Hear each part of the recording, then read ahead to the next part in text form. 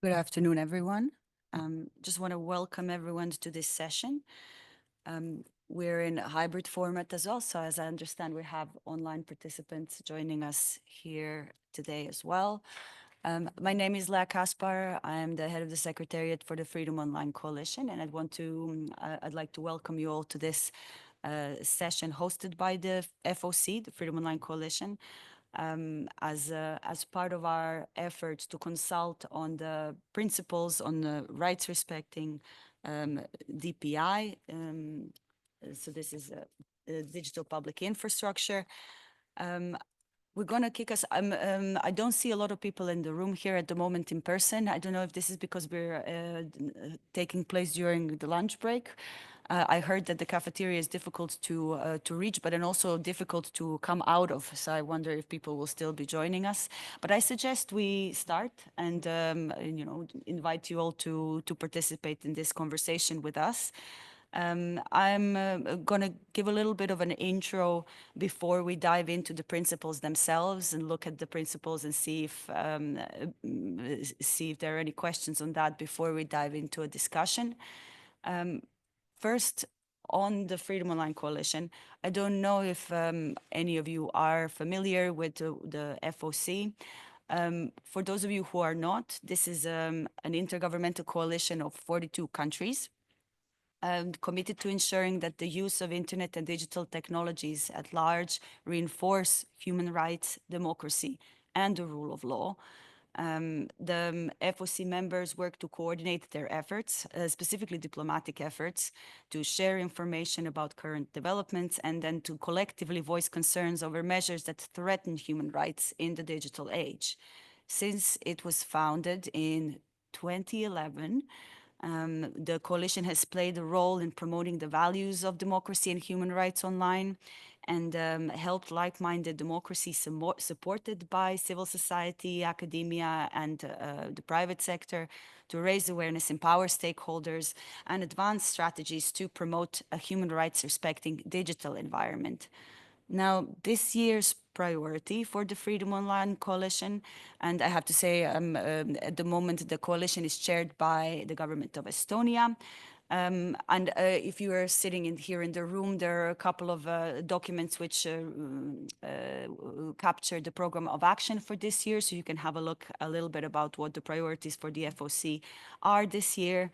And one of those priorities for the FOC and the governments who are leading it is digital public infrastructure, which is what we'll be discussing today.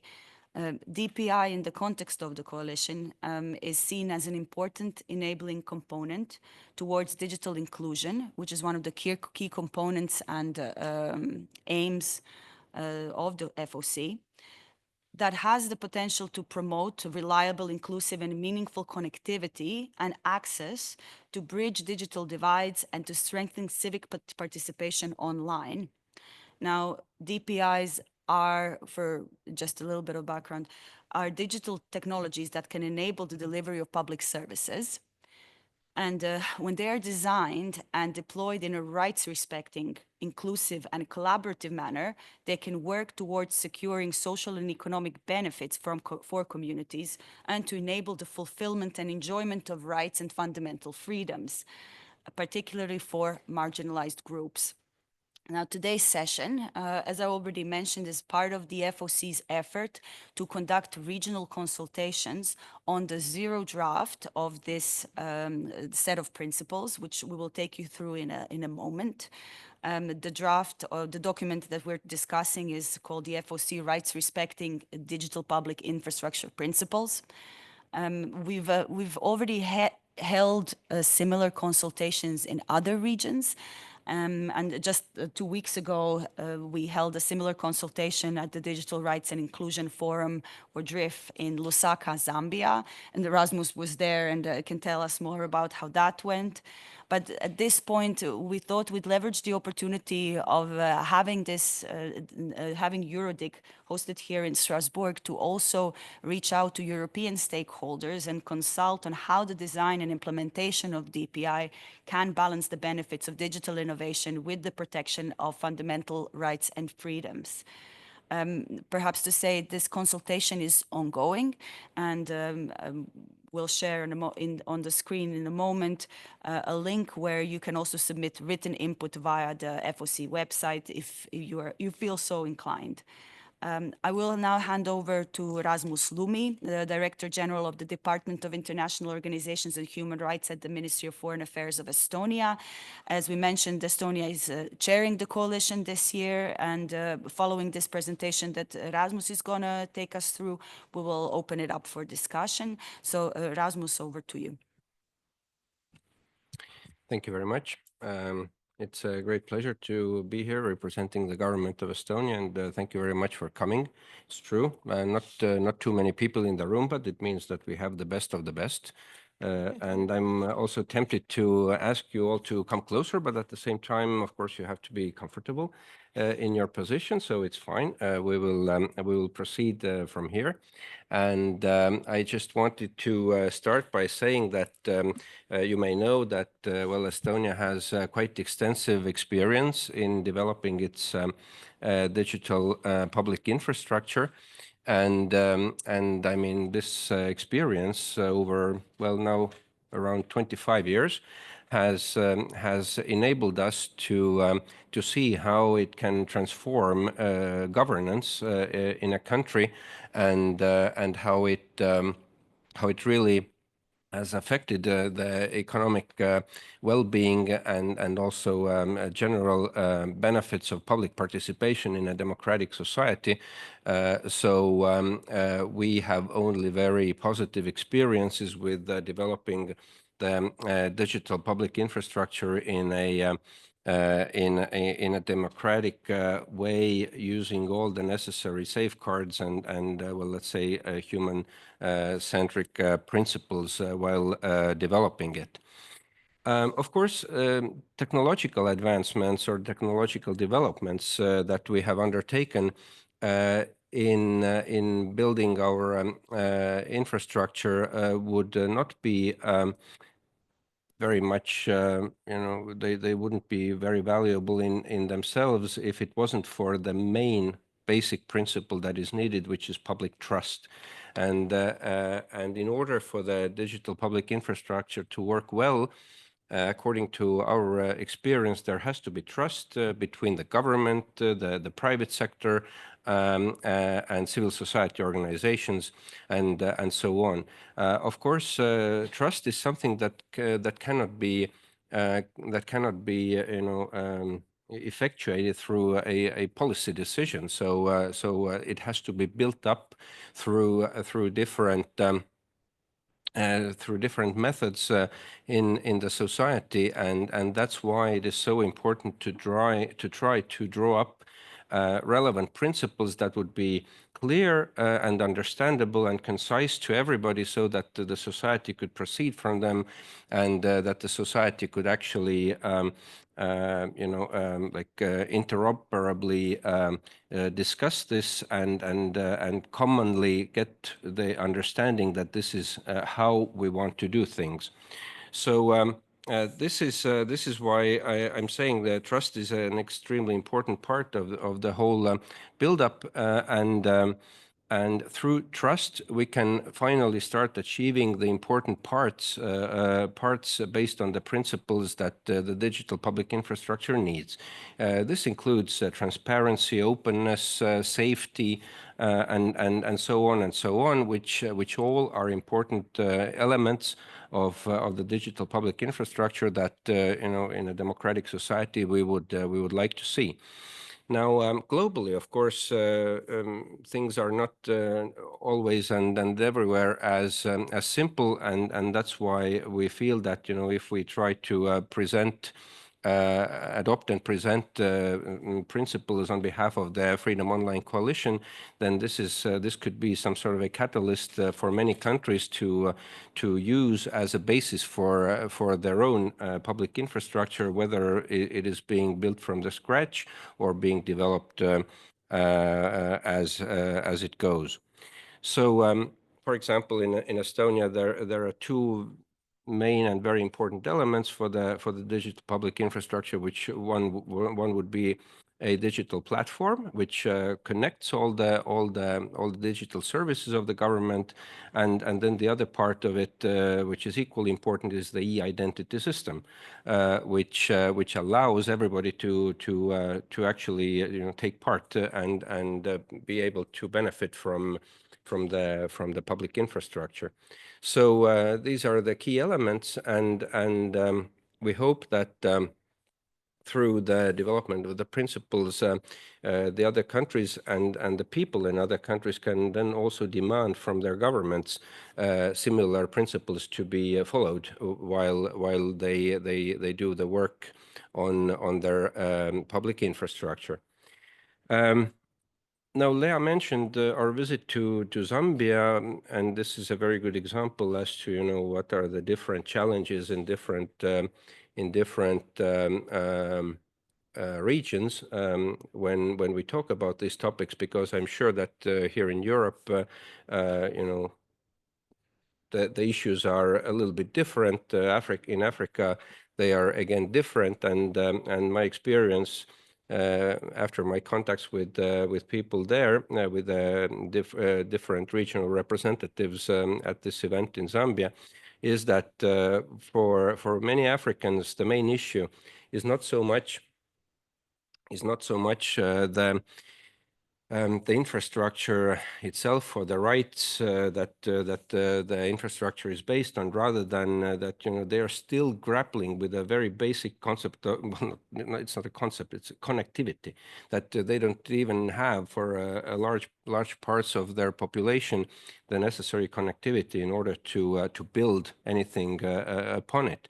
So this is something we also need to realize when we're doing this work globally, and to try to tie into our work with the principles also the assistance, the technological assistance that we have already been giving, but we have to continue with this so that everybody could ultimately enjoy what is being offered by these principles, and through these principles also by the digital public infrastructure.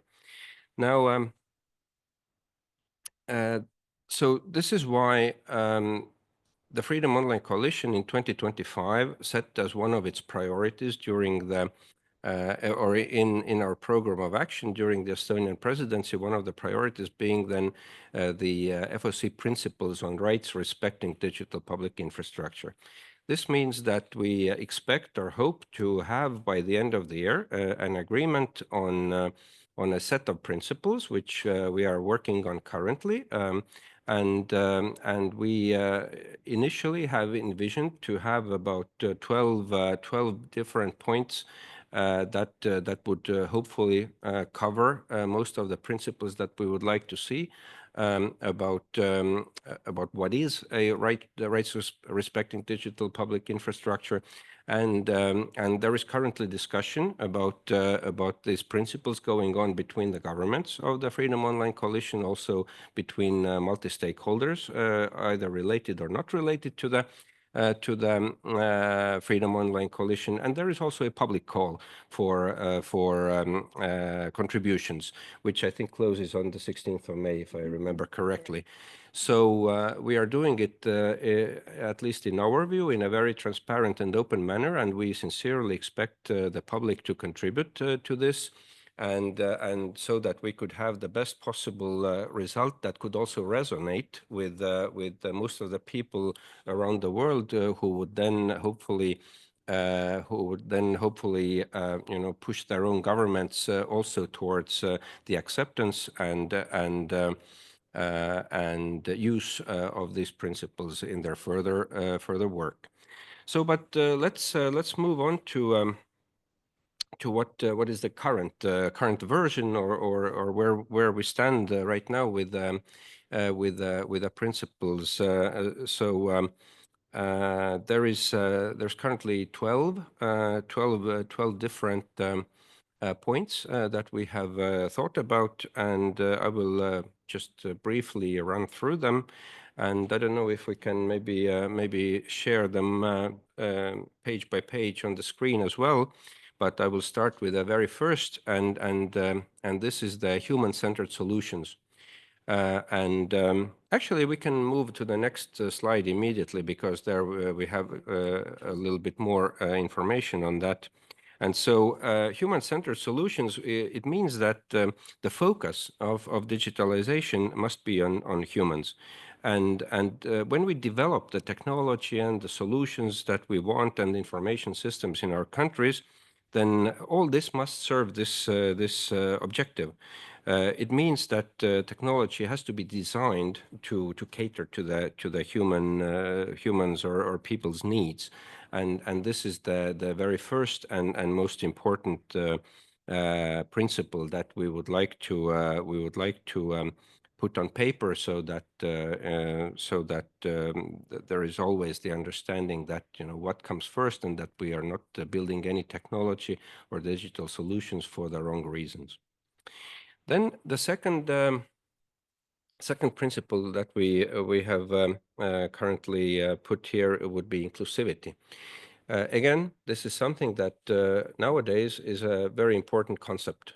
We keep hearing it in different global regions where people say that they say they feel excluded for various reasons. I mean, not necessarily for the political reasons, but very often it comes from developmental or economic reasons. As I said, in some places there is no connectivity, in some places there is no money, and then so on. And this is the reason why people are not included in many parts of the digital development. And that's why we believe that that is very important to stress the principle of inclusivity. Everybody should have access to the internet, to the digital services and skills, because otherwise they cannot benefit from the digital transformation. So as it says here as well, it's kind of a cliche, but no one should be left behind. Then there is international human rights standards. Again, a challenging topic today, and that's why it needs to be reminded constantly that we need to promote the international human rights standards through the use of our technologies.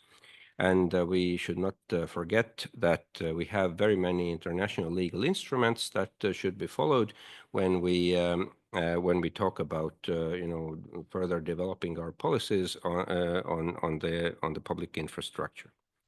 Then something that I believe is quite self-evident whenever we do something in democratic countries, which is transparency and accountability.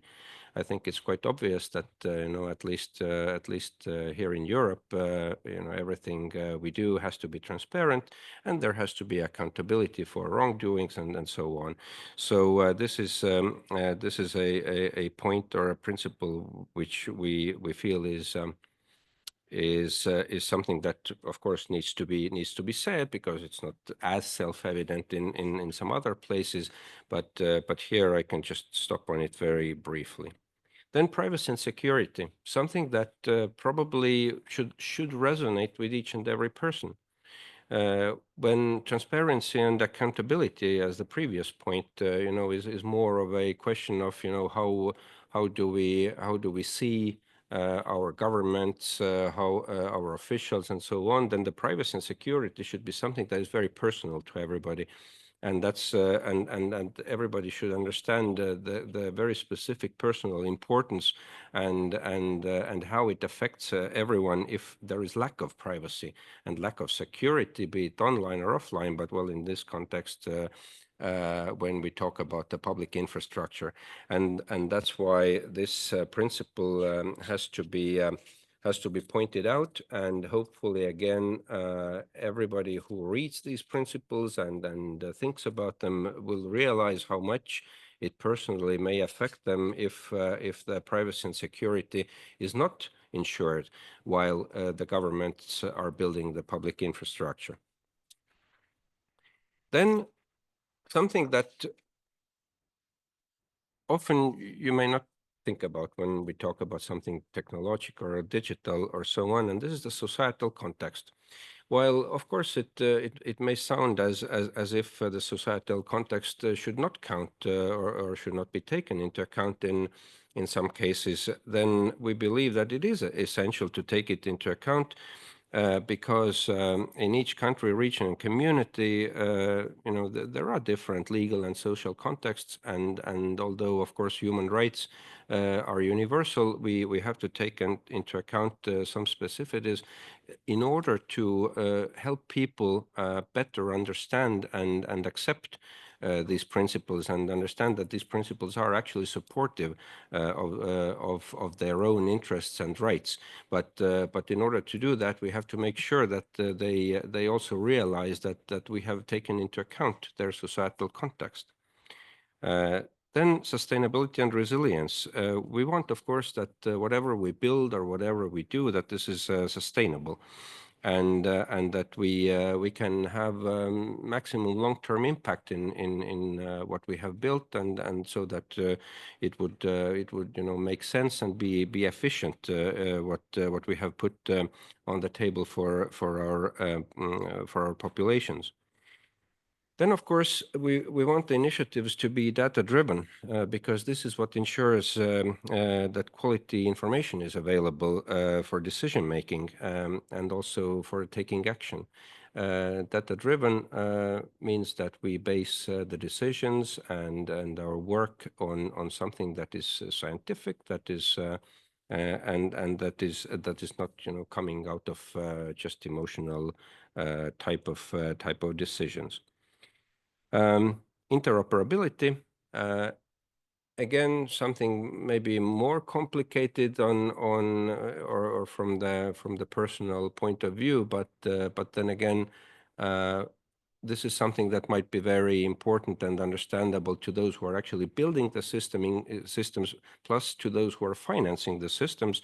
Interoperability, that the systems would work together, is important in order to minimize the costs and avoid situations where we keep building different systems and then spend huge amounts of money in trying to connect them or even having to build more systems that would cover the gaps between the existing ones. So that's why it is so important to have a comprehensive solution in mind when we build something. Then technology neutrality, which means that we want to propose to commit to building digital public infrastructure in a technology neutral manner, which means that there should not be any specific favoring of particular technology, vendor, or solution. And decisions should be driven by user needs and fundamental human rights. And this is also, in more maybe blatant terms, to say something that helps avoid corruption, and that's why this is also a very relevant point if we take into account the global reach or possible global reach of these principles. Then openness, again, something that should be very understandable for all of us here, that there has to be an open approach to digital development, which then can increase cooperation in the digital development community and also avoid duplicating work. In addition to that, of course, it relates very closely to transparency, which then again is also something that allows for maybe more democratic approaches to all of it, and thereby also helps transforming societies a bit more towards adopting democratic I don't know, governing styles. Then collaboration as the last point, which is sort of obvious. We encourage sharing information, insights, strategies, and resources because it helps to well share best practices and again gain something that maybe somebody else has already thought about, which we haven't, and so on and so on. And this is also one of the great experiences of Estonia during our development of our own digital public infrastructure, that collaboration with other countries is extremely useful in trying to figure out and finalize solutions that are the best possible, and which would take into account all the latest possible developments and understandings. So these are the principles that we have currently on the table. Of course, the comments behind the principles are also open for commenting.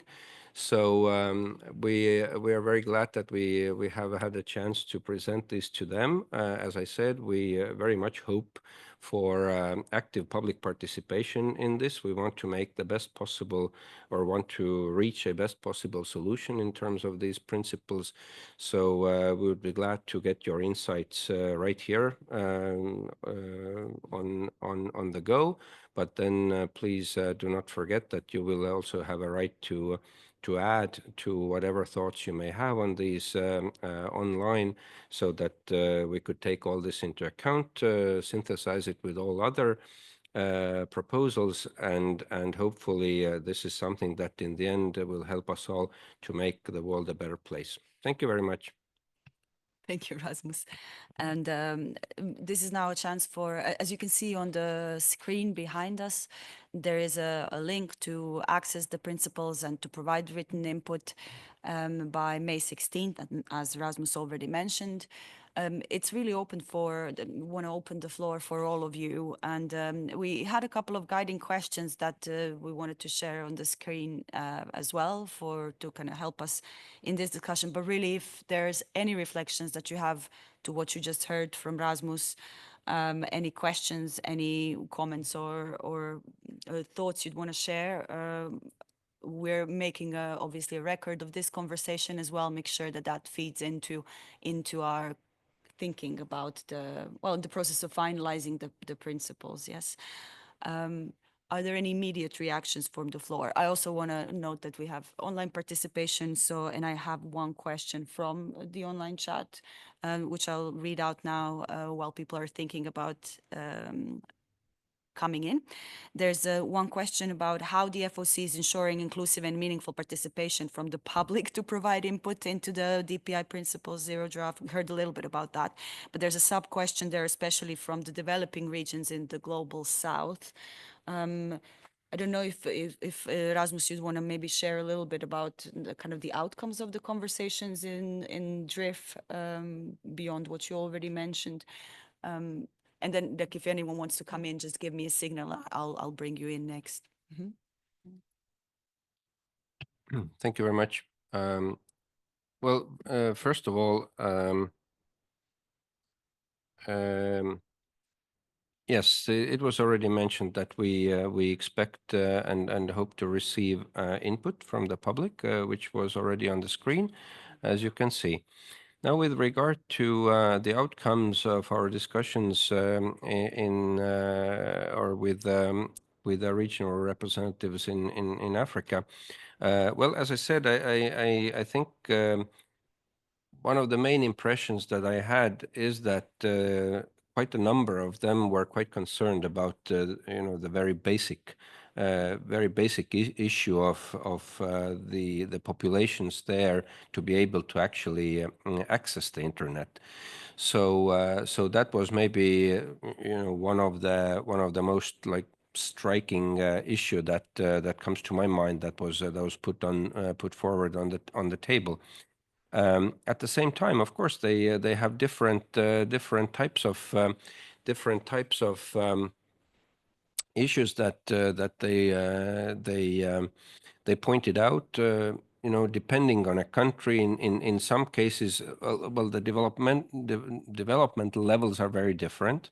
This is one thing, and also the approach or the policy towards human rights and human-centered approaches is also very different country by country. So it is a little bit difficult maybe to give some sort of a uniform answer on what was the outcome, because really it depended depended quite a lot on a specific country. But I think maybe one thing that I could say that was some an underlying understanding is that all the civil society organizations are extremely like-minded and understanding about what we are trying to do, and are very much interested in taking all this on board. And of course, they have very varied opportunities or possibilities to push their governments on these topics, but at least very many of them were quite interested and prepared to do it, as they genuinely seem to believe in the importance of this and in the possibilities of actually making a difference in the development of their country's digital public infrastructure. So I guess that that could probably respond to the question of what was my impression of the outcomes of the discussions with different regions in Africa. But I would also have to say that it proved to me that it is very important to engage them, to constantly engage them, and to make sure that we engage them in a comprehensive manner, meaning that not only from the human rights point of view, but as I said in the beginning, also from the technological and other types of assistance, so that we could actually deliver on our own promise or understanding of the need for inclusivity. Thank you.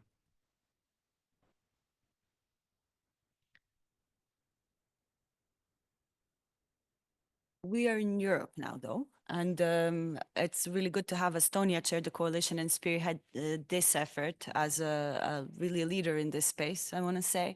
So maybe if we turn now to the European context, it would be interesting to hear from you all as European stakeholders about your thoughts about how this stacks up to European experiences in implementing some of the threats.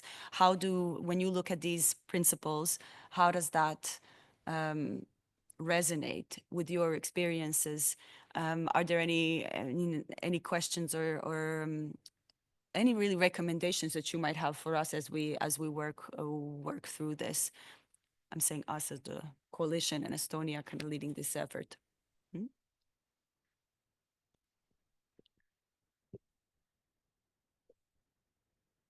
going to turn to you then, Rasmus. I don't know if, like, from your perspective as from Estonia, what is it that you would want to make sure that is captured in the principles?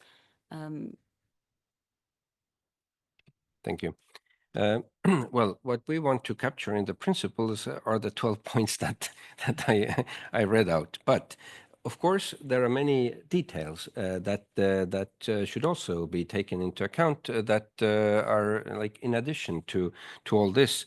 Some, of course, will move a bit away from the very principles themselves and become maybe a bit technical, but still there are many important aspects to take into account when we develop the infrastructure and also in Europe. For example, I was just thinking of several different things, and one that comes to mind is algorithmic transparency, which is something that is very technical, sounds very technical, and is quite technical, but at the same time is extremely important that there is a chance for those members of the public who have this this interest and understanding and maybe even ability to explain it very easily to others, to have access and enough transparency to see how algorithms governing the digital public infrastructure, how those algorithms have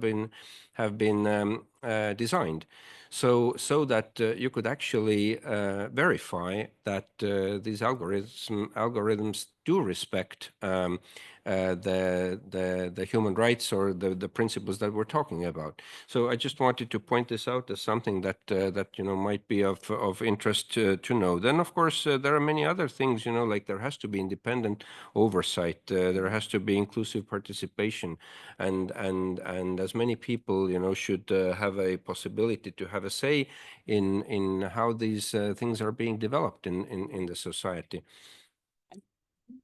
No, thanks. And maybe to note, I have a couple of points from in the chat as well. And one of the questions that's being asked is about implementation and operationalization of principles. And at least since I joined this space and kind of the broader digital rights space, there have been a flurry of principles, internet universality principles, and this and that. Where it really kind of comes down, what it comes down to is implementation. Have you already thought about how this is going to be operationalized once the principles are completed? Well, as usual, the principles firstly need to be there so that people could actually kind of absorb them, and not only not only people on the street, but we also talk about the governments. The principles need to be there so that people could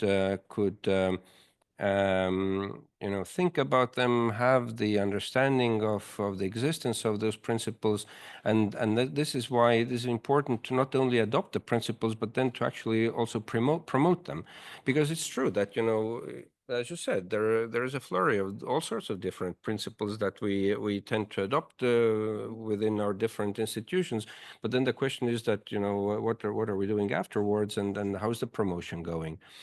With regard to implementation, then I would say that the implementation is maybe the third step. First being the actual adoption of the principles, second being the promotion of the principles, and then the third step maybe would be implementation, which comes only after people have actually absorbed the information about the existing principles and have developed an understanding of the importance of those principles. So I would say that I have been thinking about the second step, but not necessarily about the implementation step, because this is very much down to the national governments to decide what to do and how to do. But it's very important that people would also have the understanding and would be able to request this from their governments, and not leave it up to the policymakers to take these decisions, or even worse, just leave it to the tech experts to take the decisions on how to develop those things. That's why public participation is key, and this is why transparency is key, because without transparency and openness, the public will not be able to understand these concepts, and that's why we need to go step by step with all this. Thank you. Did anyone want to come in at this point? Paul, yes, go ahead, UK. Thank you very much. My name is Paul Blake. I'm from the UK government, and thank you so much for this presentation. It's really interesting, and I think it's really important. I'm actually reading the principles for the first time, so forgive me if this is a quick reaction from the top of my head. But there were two questions that struck me. The first one, going back to what you said about your experience in Africa, I understand these are principles, but of course, developing countries will face really huge challenges in implementation of these principles. And I wondered if the principles might have more traction if they were able to recognize that more explicitly. So, for example, thinking about inclusion, really important principle, but to think about that in terms of a developing country, you must address issues around affordability, issues around reliability and continuity of service, etc. And I wondered if the text sort of used those words or recognized those challenges more explicitly, then it might have more traction in countries that are really challenged by those kinds of issues. And the second question really was what you were saying about the next steps. I wanted to ask what the timetable was, when will they be finalized and published, do you think, roughly? And then there are so many international forums discussing this topic, whether it's IGFs, ITU, WSIS. Actually, the Commonwealth Telecommunication Organization is doing a lot of work on digital transformation at the moment. They published a report last year looking at case studies around the Commonwealth of digital transformation. And whether there are opportunities for using those kinds of forums and others just to promote these principles and make them more widely known. Thank you. Thank you very much. I'm a big proponent of saying that the first feeling is the right feeling. So when this is your first reaction, then I suppose you're right anyway.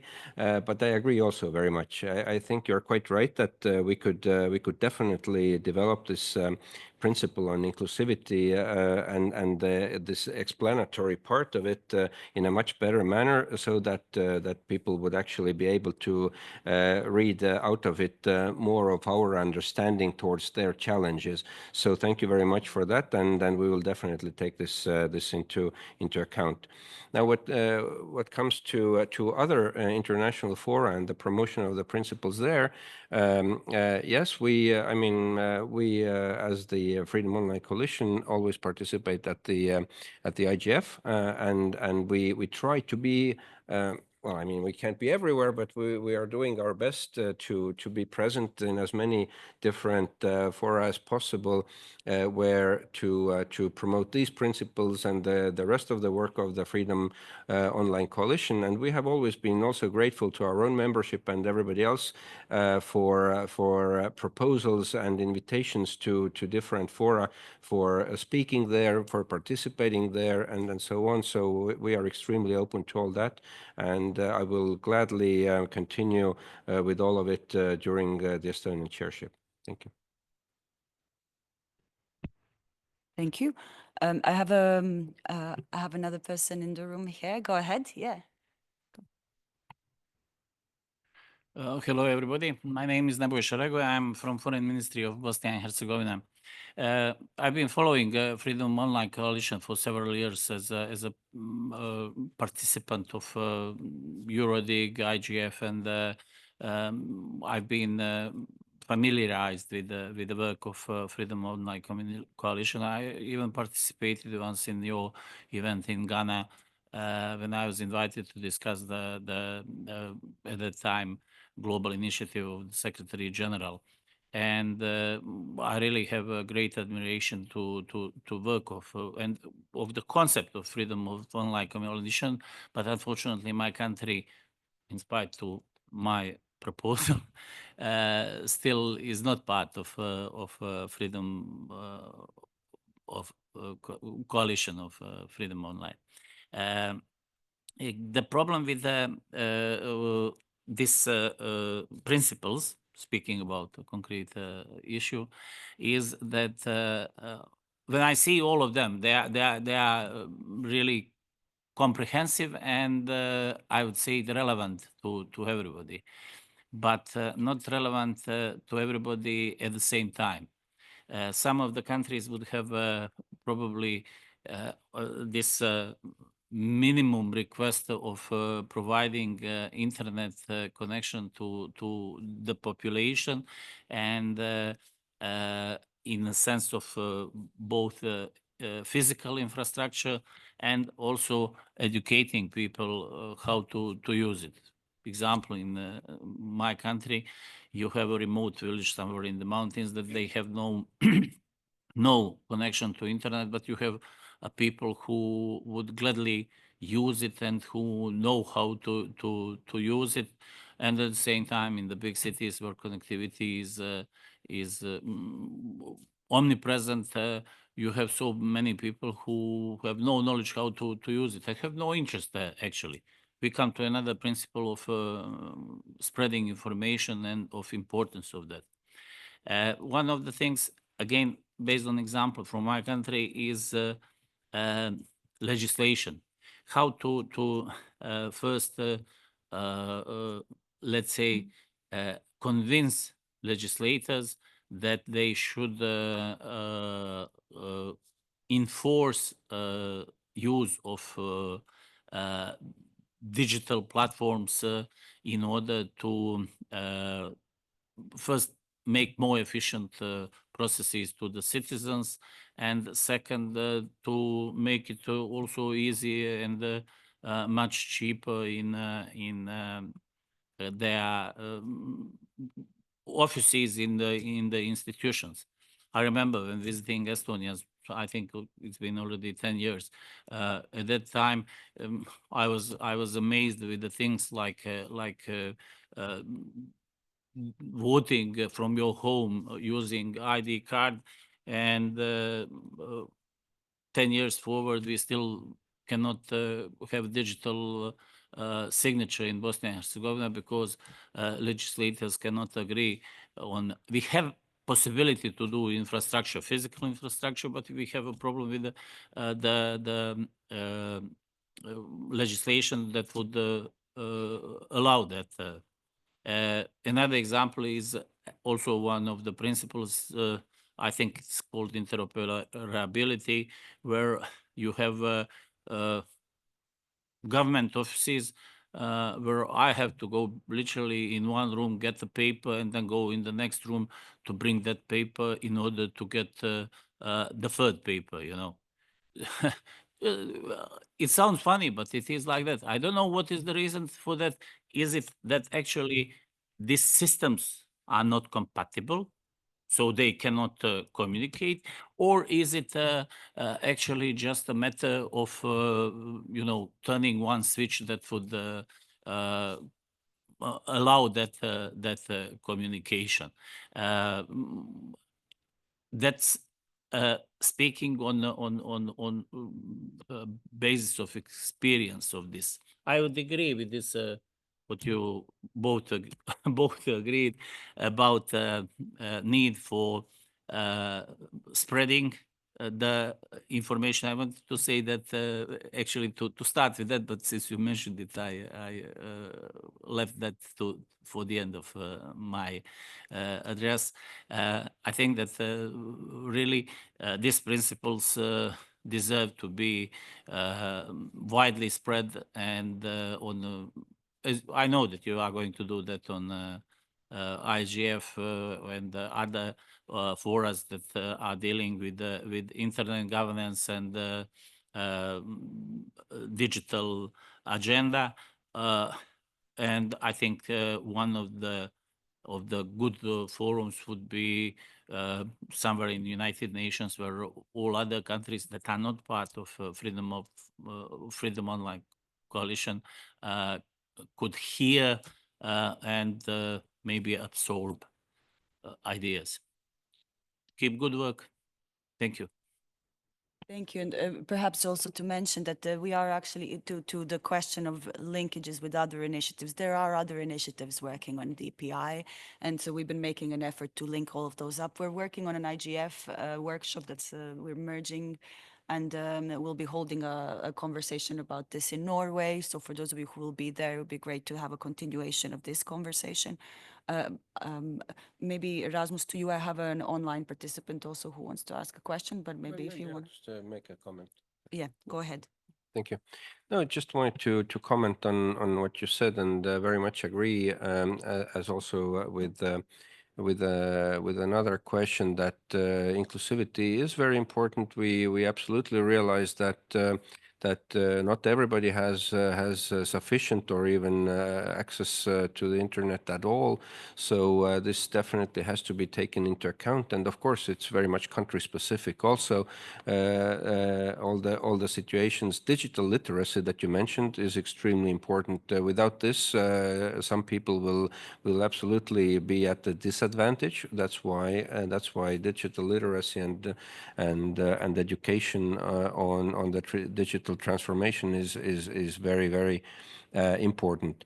Now, with regard to interoperability and then, for example, e-voting that you mentioned, I mean, e-voting is of course a very unique thing that we have, and this really first of all requires everybody in a country to have equal access and absolutely equal access to the digital public infrastructure, which is not really very easy to achieve. We just happen to be lucky with that, and then that's why I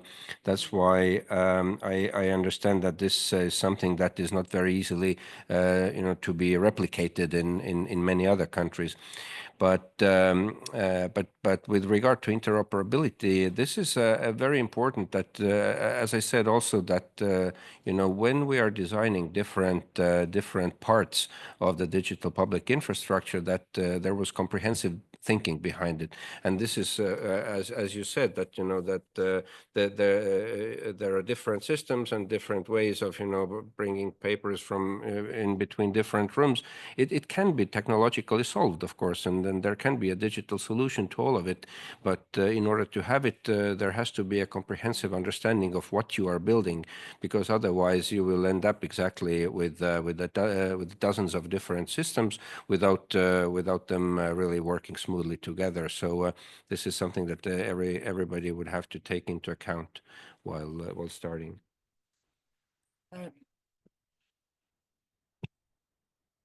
Just one small remark. I was giving this, I guess, more as example how interoperability is important on the low level.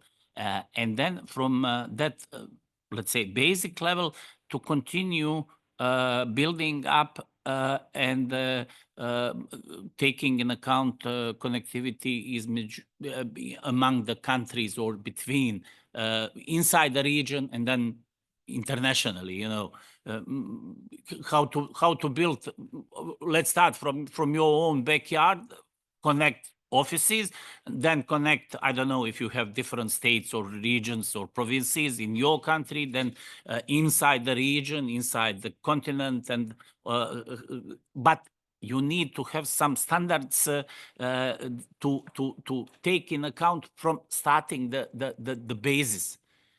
If you have one principle in your municipality and in the state level, you have another system, you have that problem.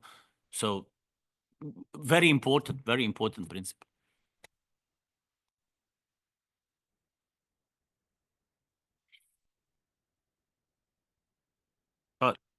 Oh, okay, thank you. I think we should talk to Bosnia and see if they would like to join the coalition as observers. It would be really good to have your perspectives there.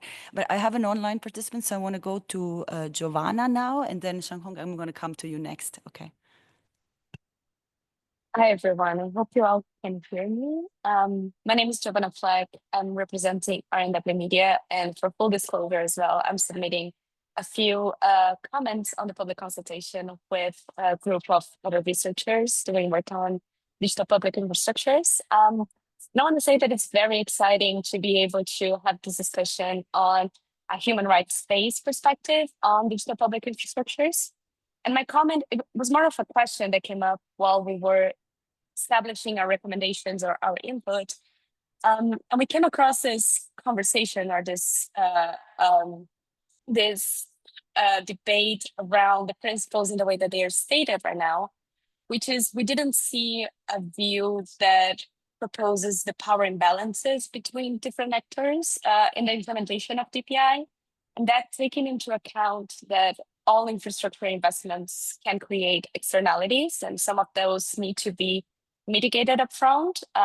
In our discussions, it came out that digital infrastructure can be both more malleable than physical infrastructure, but can also be more brittle. And therefore, it's very important to embed within an approach to DPI and approach to change management, something that is tailored to context and aims to identify which issues must be addressed in upfront in the part of design of the DPI, and what can also be mitigated during operation by modifications to the system in itself.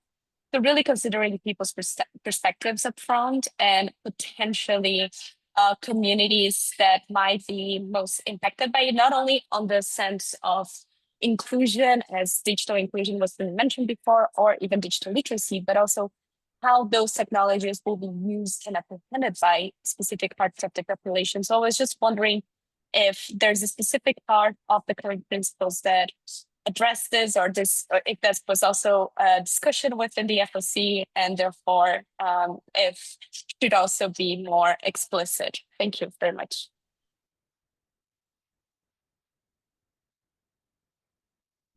Thank you very much for the question. Firstly, maybe a reaction to your very last comment. Well, there hasn't been a specific open discussion among the FOC yet about this, but of course there will be. Now, with regard to your question about how this, all of this that you pointed out has been included in the current version of the principles, I think, well, what you mentioned, I see it here and there in the principles, but I would maybe agree with you that it would be worthwhile maybe to try to have a more concise approach or point on what you were saying, so that it could be read out from the principles in a more clear and understandable manner. So thank you very much for this this comment and proposal, and we will definitely be looking into incorporating into the principles in a clearer manner. Thank you. Shanghong? Yes. Thank you. Thank you for giving the floor. My name is Xian Hong, representing UNESCO. I first like to congratulate Freedom Line Coalition for launching such a wonderful initiative, because DPI is still a comparatively new concept in the internet governance discussion, but it becomes so crucial issue, particularly in face of the implementation of the Global Digital Compact, which is all about how we can harness the digital public good. And this morning, I have moderated a session on the dynamic coalition on measuring digital inclusion. However, I perceive that in the discourse on the digital inclusion, there's still a lack of attention and consideration on the DPI issue. So, so I do hope that we can collaborate further to get this concept more noted by the expert policymakers to when they try to measure digital inclusion, they should definitely have an indicator to measure how DPI is being advanced, enhanced at national level. And that's about measurement. I think we can really enhance this. Also, I think it can contribute to the question asked before about how we implement the principles once we have them, because if you cannot measure properly the problem, you cannot put in place the tailored policies. And then third point is about good practice. We know that Estonia and several other countries, you are among one of the leading countries, very strong in the DPI. UNESCO, we are so connecting with the global south, and my program called the Information for All program, we are really working with developing countries to reinforce the DPI, the capacity. So I also perceive a need that perhaps we can share some good practice from DPI countries, and then we can duplicate the good practice in other countries, particularly in the developing country. And if you allow me, I also like to invite Freedom Line Coalition, also colleagues here, to attend our June conference. UNESCO is convening a conference in June 4th to 5th about the capacity building on AI and the digital transformation in the public sector. That's exactly the occasion we can also perhaps flag this important subject on the digital public infrastructure with the governments and stakeholders to move the agenda forward. And I have some flyers. Feel free to come to me. Thank you. Thank you, Shanghong. I have a hand up over there in the back. Hello. Thank you. EuroDIG from the Ministry of Science and Education of the Republic of Croatia. I'm thinking about the line along the lines of AI Act. I like the principles, but is it possible perhaps to also name practices incompatible to the principles? I'm talking about along the line of population surveillance or profiling. So we cannot say they are prohibited because these are guidelines, obviously, but I think it might be pragmatic also to name the practices we are not supporting when using digital public infrastructure. Thank you. Thank you very much for this proposal. Again, I think this sounds like a very good idea, but we'll probably have to think about it a bit because my initial reaction would be that if we mention it, then we might be giving someone ideas, which we also don't want. So, so we have to think about, you know, how to put it into the principle so that it would serve the purpose that you're mentioning, but at the same time, you know, avoiding potential negative impact of it. But thank you very much.